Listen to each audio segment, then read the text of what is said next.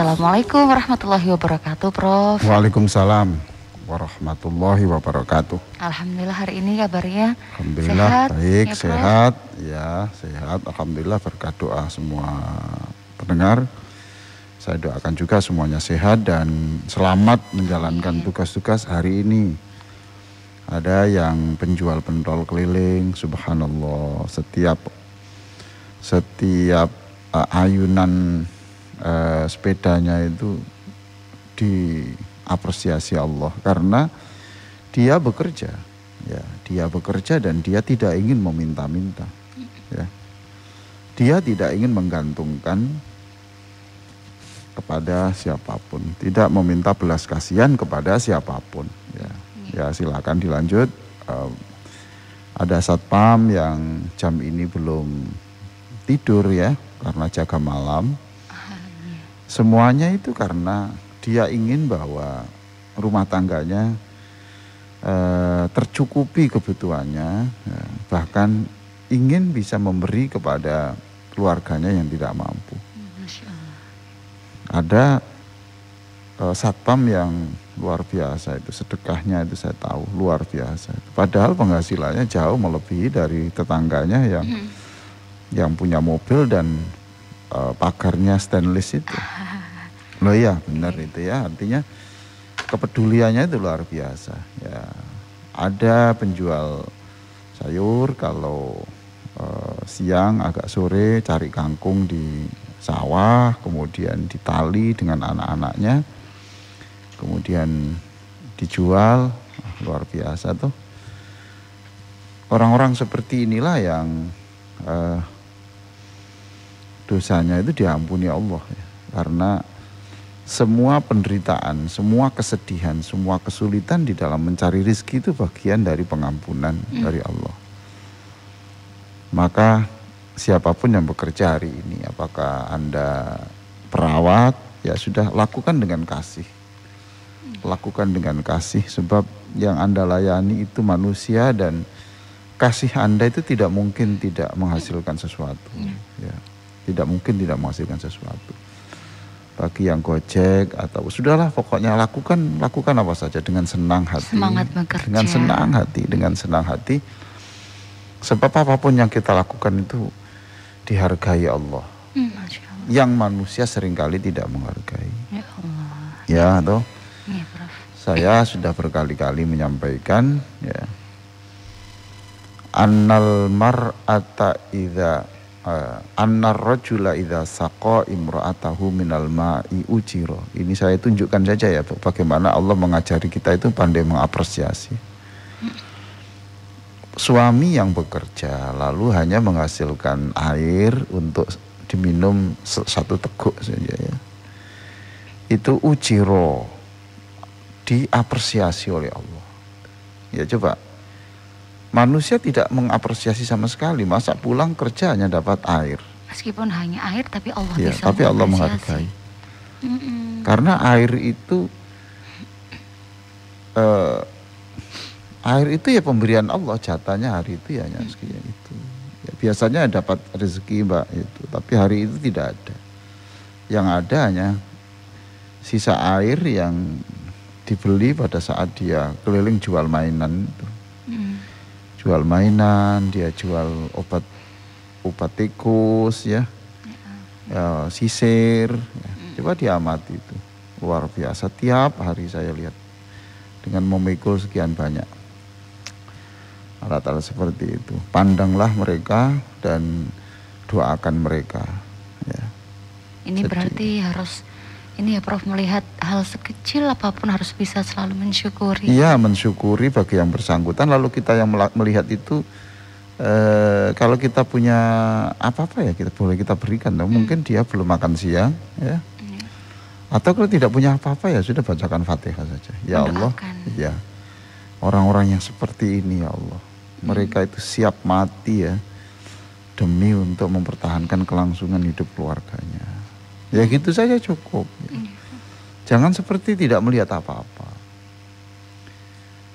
Nah, pandangan kita itu kan diajarkan untuk menjadi pandangan yang merahmati. Ya. Jadi jangan hanya melihat aja orang bekerja begitu itu. Saya kemarin juga melihat ya, pekerja bangunan di rumah apa itu pertokoan itu sore ya jam menjelang saya ceramah di Masjid Al Akbar itu, subhanallah jam 5 itu kelihatan lelah gitu. Capek sekali. Dengan pakai topi penyelamat bangunan itu ya, kemudian dia sepatu yang panjang, sepatu karet itu, kelihatan lelah gitu, jalan itu sambil makan itu loh, mungkin tahu goreng di tepi jalan, terus dia berjalan lelah gitu. Saya pandang, subhanallah, masih tegakah Engkau itu tidak mengampuni orang seperti ini. Ya Allah, itu harta yang diperoleh itu, uang yang diperoleh itu adalah untuk anaknya. Apakah uang yang diperoleh untuk anaknya itu tidak layak untuk dijadikan anak yang mengonsumsi itu menjadi ulama besar, ya, menjadi orang yang nanti suatu saat bisa menghajikan bapaknya walaupun bapaknya sudah meninggal dunia, karena uang itu diperoleh secara halal dan terhormat. Ya, jadi saya berbicara panjang ini adalah untuk menyemangati semua pendengar ini, dulur Al Victor ini semua, untuk menyemangati untuk menjadi orang-orang yang memang tidak usah gelisah ya, dijalani saja. Tidak mungkin toh Allah menciptakan kita lalu Allah membiarkan kita itu tidak makan, tidak mungkin. Selama kita mau menggerakkan kaki kita, menggerakkan tangan kita, tidak malu atas status sosial kita. Status sosial apa toh? Dia itu kan lulusan luar negeri, ya sudah, walaupun lulusan luar negeri kan ya tidak apa-apa tuh. Masa dia menjual kacang goreng yang dibungkusi plastik itu, masa itu cacat itu tuh? Masa cacat? Ya enggak, itu kan tetap terhormat. Baiklah. Itu kata mutiara hari ini, Prof? Oh iya, kata mutiara ya, sebentar ya, saya lupa. Ini ingat aja sampai itu. Ini Mbak ya, kata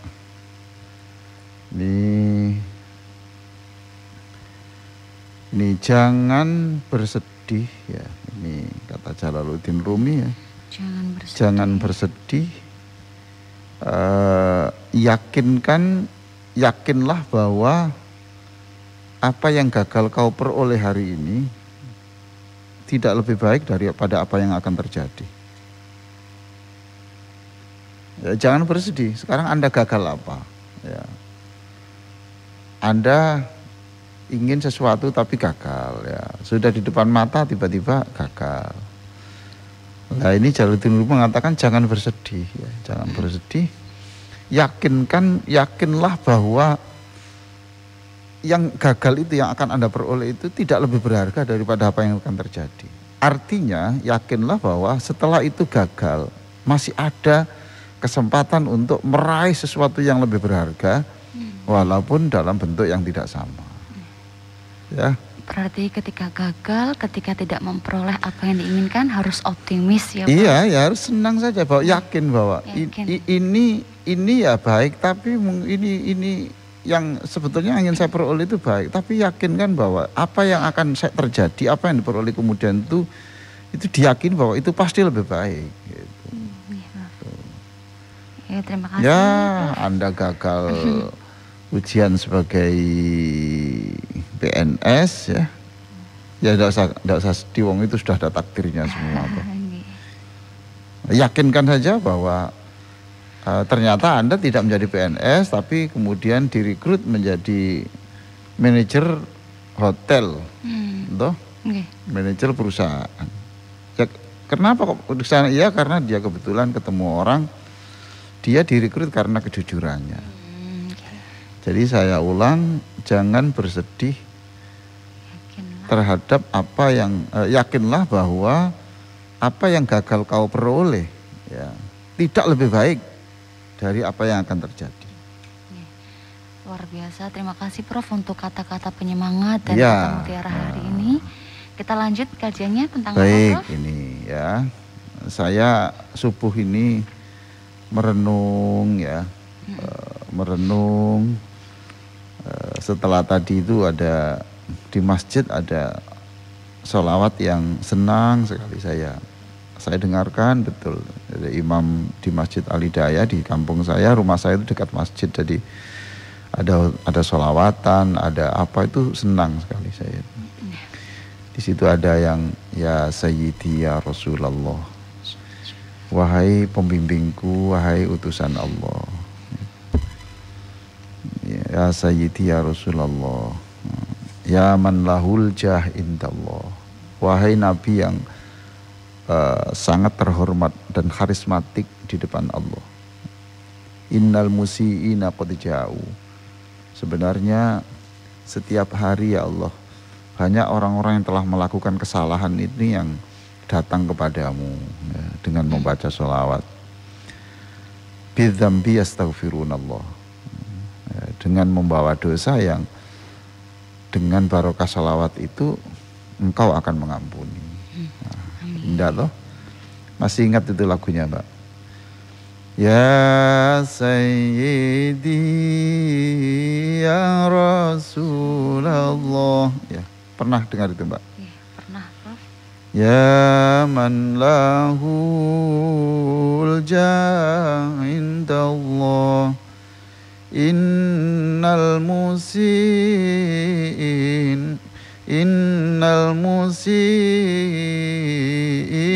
qad ja'uk bidzambi yastaghfirunallah.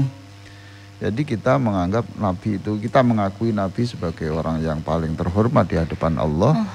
Lalu kita juga mengharapkan orang-orang yang datang kepada Nabi dengan membaca salawat, menyampaikan salam, assalamualaikum ya Nabi, atau tidak datang kepada Nabi tapi dia ini menjalankan perintahnya Nabi, kan datang kepada Nabi untuk menyatakan saya telah menjalankan perintahmu.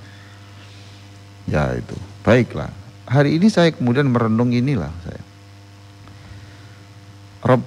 Allah di dalam surah Ali Imran ya 191. Ali Imran 191. Ali Imran 191. Iya, di situ Allah berfirman, Rabbana ma khalaqta hadza batila.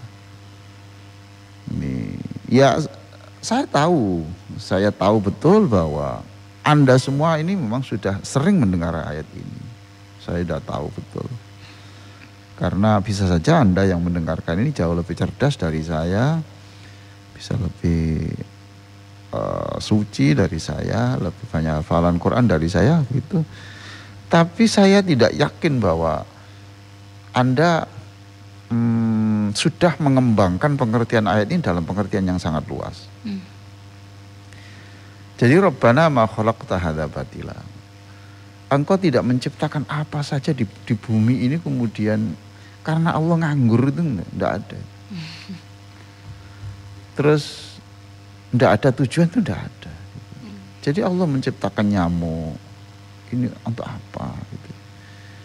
Allah menciptakan tikus untuk apa? Pasti ada manfaatnya. Menciptakan termasuk menciptakan anjing itu untuk apa? Menciptakan babi untuk apa? Jadi itu ada gunanya itu loh, Mbak. Lah kita disuruh berpikir. Jadi Rabbana ma khalaqta hadza batila itu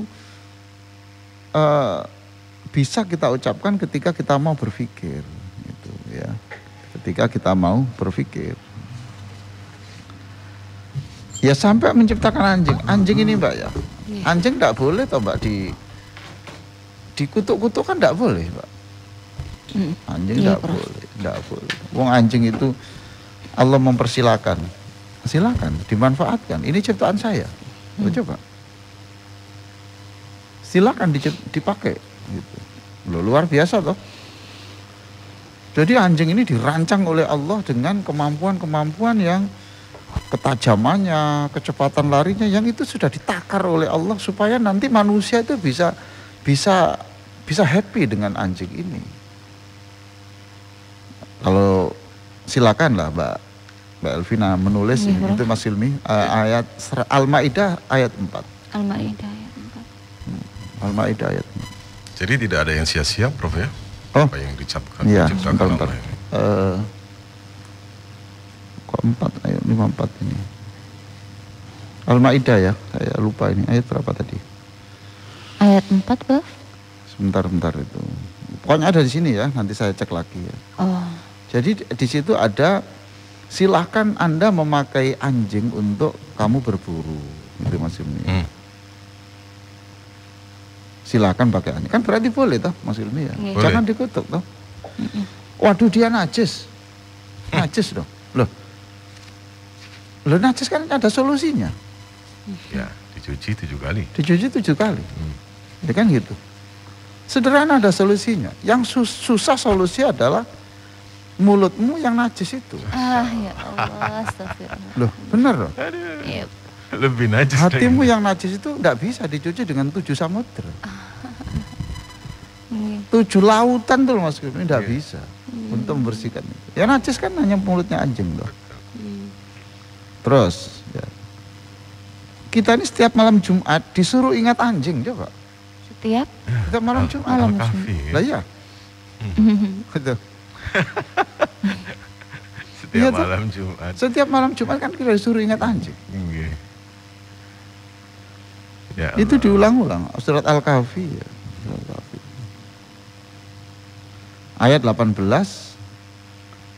Jadi Al-Kahfi itu suratnya 18, ayat 18 itu bicara anjing. Jadi anjing itu menjaga. Disebut Allah karena anjing ini dijadikan teman oleh Ashabul Kahfi. Untuk apa? Dia dijaga toh. Jaga Ashabul Kahfi. Iya, jaga orang-orang yang pejuang ini loh. Hebat toh. Jadi anjing ini diciptakan Allah bukan untuk dibuat olok-olok. Nah, sekarang babi. Ya, kalau babi bro. Ya, babi lah. Sekarang babi itu jangan diolok-olok juga. Itu ciptaan Allah loh. Kalau kita itu mengolok-olok babi sama dengan mengolok-olok Allah. Untuk apa kamu menciptakan begini ini kan gitu. Lah kita nggak boleh mengutuk. Kecuali setan, karena setan sudah Allah yang ngajari untuk mengutuk setan toh. A'udzubillahi minasyaitonirrajim. Nah kalau babi jangan dikutuk walaupun dia memang diharamkan. Kan diharamkan untuk dimakan. Lah babi itu diharamkan, dinyatakan haram untuk dimakan itu bisa saja ini supaya manusia itu memusatkan perhatiannya kepada babi. Paham tak Pak? Di dalam surat Al-Baqarah 172 173 apa 172 Mas ini? Dicek Mas ini. Ini saya cek Mas. Ya. Al-Baqarah 1 Rabbana ma khalaqta. Bukan. Al-Baqarah 173. Al-Baqarah 173. Sebentar. Al-Baqarah 173. Iya. Sudah ketemu ya. 173. Iya, bunyinya apa itu Mas? Bismillahirrahmanirrahim. Panjang. Innama harrama. Nah itu sudah itu. Ya sudah itu Pak. Innama harrama alaimukul maitah. Yang kamu itu diharamkan untuk makan daging. Ya, apa? Bukan, maitah itu bangkai. Terus darah, kemudian babi. Gitu. Jadi itu dinyatakan secara jelas itu supaya mungkin manusia ini menjadi mempelajari babi itu. Nah apa yang dipelajari? Enggak boleh dimakan, tapi silakan dipelajari. Justru yang mempelajari ini kan orang-orang yang tidak jijik dengan babi toh. Bahkan makan. Iya toh. Nah itu. Sampai kemudian menemukan beberapa organnya babi itu menjadi penyelamat kehidupan manusia. Loh gitu loh Mas Yuni. Okay. Kita nggak boleh, jadi ngutuk anjing saja nggak boleh, ngutuk babi nggak boleh, apalagi mengutuk orang manusia. Apapun cacatnya. Ya maunya dia pesek, dia pendek, dia andromos, dia nggak boleh. Itu ciptaan Allah. Jadi kita nggak tahu Allah merancang itu apa. Gitu. Subhanallah.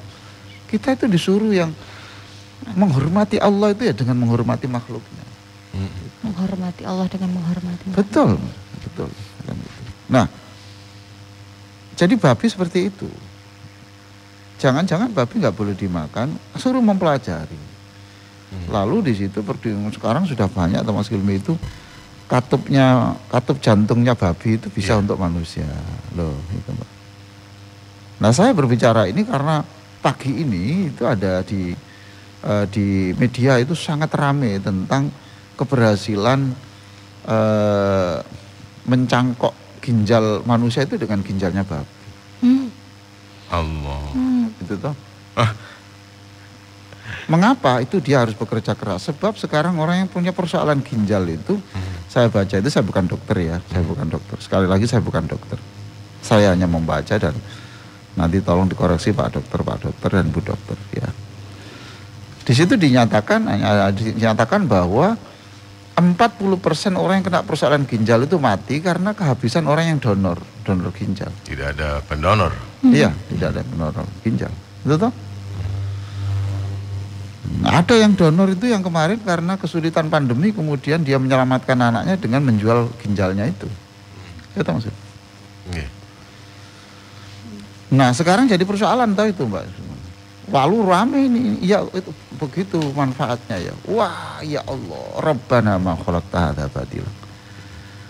Sungguh ya Allah, Engkau itu enggak ada. Engkau menciptakan babi bukan karena engkau itu kehabisan ide. Engkau menciptakan babi bukan karena engkau itu saking nganggurnya terus ya daripada nganggur. La ilaha illallah Muhammadur Rasulullah. Jadi memuliakan Allah dengan memuliakan makhluk-makhluknya seperti ini. Saya tahu bahwa babi itu haram. Yeah. Saya tahu anjing itu najis, saya tahu toh gitu. Tetapi untuk apa Allah menciptakan ini, kita akan disuruh berpikir. Maka Rabbana ma khalaqta hadza batila itu ayat sebelumnya kan ayat merangsang orang untuk berpikir dan menghayati. Nah, ini kasus babi ini Mas Ilmi yang rame sekarang itu. Tapi sedang dipelajari oleh ulama-ulama besar di pusat Al-Azhar gitu ya, pusat perguruan tinggi Al-Azhar yang tertua di dunia itu. Dan itu menjadi ulama-ulama yang menjadi kiblatnya ulama-ulama sedunia.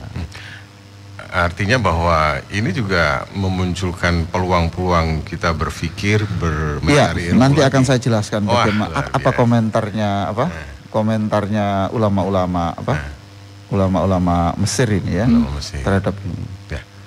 Tapi nanti Pak ya. Kita berhenti Gitu ya. Menarik ini karena ada ilmu baru nantinya. Ya. Iya, jadi saya berpikir ya, kasihilah anjing, kasihilah babi. Karena mengasihi itu, mempelajari itu sama dengan kita menghormati Allah, karena Allah yang punya ide